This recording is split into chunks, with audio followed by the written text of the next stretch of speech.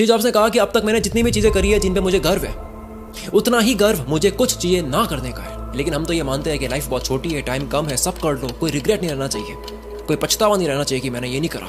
लेकिन रिग्रेट तो आपको कुछ चीजें ना करने का नहीं, बल्कि किसी एक को अच्छे से ना करने का होना चाहिए। आप लाइफ में कभी भी एक चीज पर टिक के मेहनत नहीं कर पाओगे जब तक डिसाइड नहीं करोगे कि मेहनत कहाँ करनी है, और सबसे इंपॉर्टेंट मेहनत कहाँ नहीं करनी है। स्टीव जॉब्स एप्पल से फायर होकर वापस कंपनी में आए थे, देखा कि 350 प्रोडक्ट्स पे काम हो रहा है, 340 पे रुकवा दिया, कहा कि केवल 10 पे काम करेंगे, जबकि 340 फालतू नहीं थे, सालों से काम चल रहा था उन पे। ये करने के लिए क्या चाहिए कि भाई ये सब नहीं करेंगे, इसके लिए क्या चाहिए? पर्पस। बिना पर्पस आप गए हद पार मेहनत करने, क्या होगा? अधूरे रास्ते में आप नया आइडिया लेके बैठ जाओगे, क्योंकि अब एक नया विचार आया जो इतना सही लग रहा है जितना पहले कभी कोई आइडिया लगा नहीं, और फिर आने वाले कल एक और आइडिया इससे अच्छा लगेगा। लोग मिलते हैं, काम करना है, बिजी हूँ, बाद में बात करोगे, ऑक्यूपाइड हूँ, क्या करने में, कहाँ पहुंचने में, कहीं पहुंच रहे हो, बिना कहीं पहुंचने की नियत, बिना किसी एक इंटेंट की गई मेहनत, सिर्फ एक गधा मजदूरी है। उसको हद पर मेहनत बोलकर टर्म खराब मत करो, और एक नियत, एक डायरेक्शन, एक ही इंटेंशन के साथ कई महीनों तक कॉन्टिन्यूस वर्क के लिए क्या चाहिए? एक्सट्रीम फोकस, खुद पे कंट्रोल, सिंगल पर्पस, अपने ही दिमाग को मना करने की हिम्मत। आर्ट ऑफ सेइंग नो जैसी बुक बताती है कि लोगों को मना करना सीखो, पर पहले आप अपने मन को तो मना करना सीखो, जो रोज नई स्कीम लेकर आता है आपके सामने। इस शाइनी ऑब्जेक्ट सिंड्रोम से तो बचो पहले, इस मिराज से, इस छलावा से, जो रेगिस्तान में दूर से लगता है कि पानी है, पर पास जाओ तो धूप से मिराज दिख रहा है केवल। इंसान को दुनिया के हर धंधे में पैसा दिख जाएगा सिवाय खुद के। जब समझ आ गई बात कि 6 फीट का एक खड्डा खोदना है, फिर क्यों 2-2 फीट के 3 खड्डे खोदने लग जाते हैं? क्यों सिर्फ 2 फीट का खड्डा खोदते ही नई जगह देखने लग जाते हैं? फिर कहते हो रिजल्ट नहीं मिला। भाई मैं तो रोज हद पार मेहनत कर रहा था, एक दिन नहीं छोड़ा मैंने। कहाँ कर रहे थे, लेकिन किस डायरेक्शन में कर रहे थे? आज के इतने ऑप्शंस की दुनिया में जिसने खुद को जीत लिया सिर्फ एक करने में, उसकी मेहनत के आगे 100 लोगों की मेहनत भी कुछ भी नहीं है। क्योंकि उस इंसान के साथ आइंस्टीन के अकॉर्डिंग दुनिया का 8वां अजूबा है कंपाउंड इफेक्ट। सब जानते हैं इसके बारे में। हर एक डिसीजन, हर एक निर्णय कहीं ना कहीं ले जाता है। हर एक एक्शन, हर एक विचार को दी गई वैल्यू। ये वीडियो जो आप देख रहे हो ये भी एक डिसीजन है। करना क्या है? सुबह उठने से लेकर रात को सोने तक जितने भी डिसीजंस, विचार, आइडियाज, एनर्जी, सब एक ही डायरेक्शन में फ्लो करें।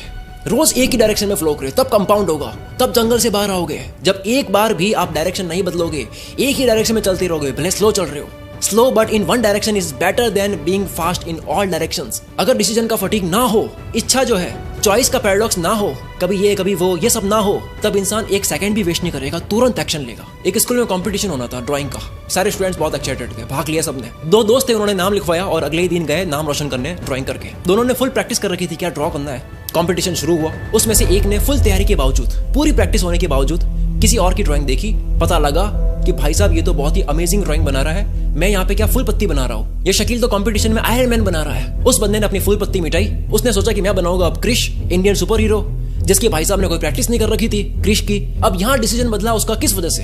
अगर आप अपने प्रैक्टिस किए हुए डिसीजन पर टिके हुए नहीं रहोगे तो आपको दूसरों के प्रैक्टिस किए हुए डिसीजन से भिड़ना पड़ेगा जिसकी आपने प्रैक्टिस नहीं कर रखी है। अब क्योंकि उसने क्रिश ड्रॉ करने की कोई प्रैक्टिस नहीं कर रखी, फिर से डिसीजन बदला, भारी लग रहा था, कुछ हल्का करते हैं। अब जब हल्का ड्रॉ करने लगा तो याद आया कि यार वही कर लेते जो घर से सीख के आए थे। जितने में टाइम हो गया देरी हो गई। Maturity is when you realize ये कहानी ड्राइंग करने की नहीं थी, लाइफ ड्रॉ करने की थी। डिसीजन फटीग लेट होगा। 2025 में 5 महीना निकल गया। सोचो सिर्फ आपके बार बार आइडियाज बदलने की वजह से आप अपनी फैमिली को बेस्ट लाइफ नहीं दे पा रहे हो। आप अपने 60 साल की एज में सबसे बुरे रहोगे पछतावे के साथ, सिर्फ इसलिए क्योंकि एक चीज पे नहीं टिक पाए। 90% से भी ज्यादा मेहनत में कमी का कारण है माइंड क्लियर नहीं है।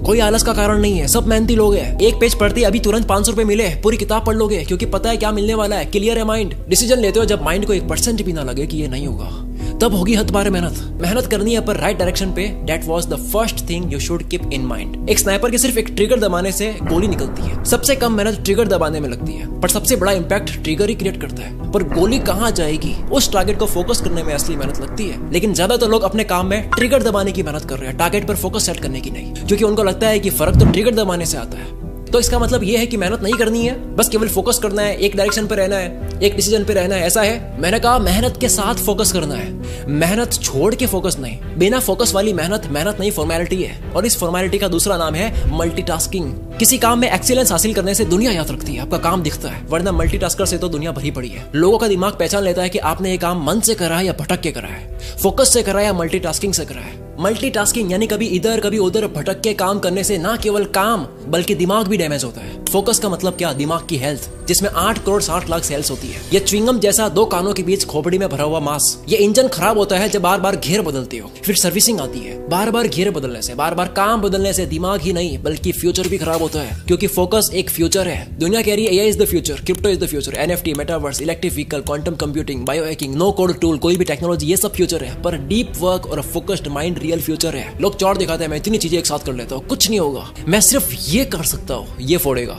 इसके ऊपर रिसर्च ही रिसर्च है कि एक वक्त में 2 काम करने की कोशिश करना, ये आपके फोकस का सबसे बड़ा दुश्मन है।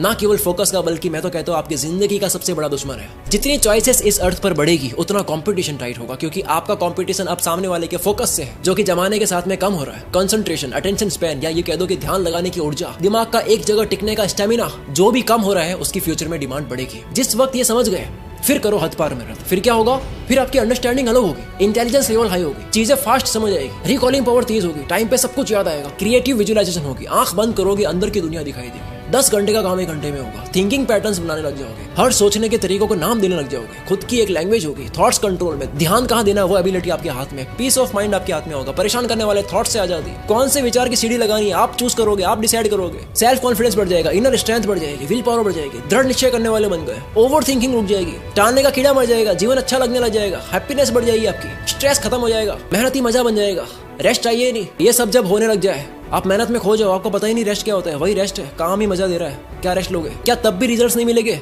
लोग कहते हैं इतनी मेहनत करो रिजल्ट नहीं मिलते, उसका रिप्लाई था ये वीडियो पूरा, क्योंकि आप फोकस वाली मेहनत नहीं कर रहे हो, हद पार मेहनत कर रहे हो सिर्फ। रही बात लोगों की जो आपका फोकस तोड़ते हैं, जो आपके और आपकी हद पार मेहनत के बीच में आते हैं, उसमें सिर्फ फ्रैंक सिनात्रा की एक लाइन बोलूंगा, लोग डिस्टर्ब करते हैं, दुनिया डिस्टर्ब करती है, मोबाइल डिस्टर्ब करता है, सोशल मीडिया डिस्टर्ब करता है, क्योंकि आप डिस्टर्ब करने देते हो। बहुत लोगों ने रिक्वेस्ट करी इस तरह की वीडियोस अपलोड करो, जो पहले क्या करते थे वो मैंने आज कर दिया। अगर आप चाहते हो कि अगली वीडियो भी इसी तरह की हो तो कमेंट में सिर्फ रियल कुल मित्र लिख दो। जितनी कमेंट्स आएगी रियल कुल मित्र के नाम से, उतना मेरा मन करेगा कि अगली वीडियो भी इसी तरह की निकाली जाए। मिलते हैं अगली वीडियो में। Wish all the very best. मैं शकील कुल मित्र से आपके सपनों को सपोर्ट करता हूँ।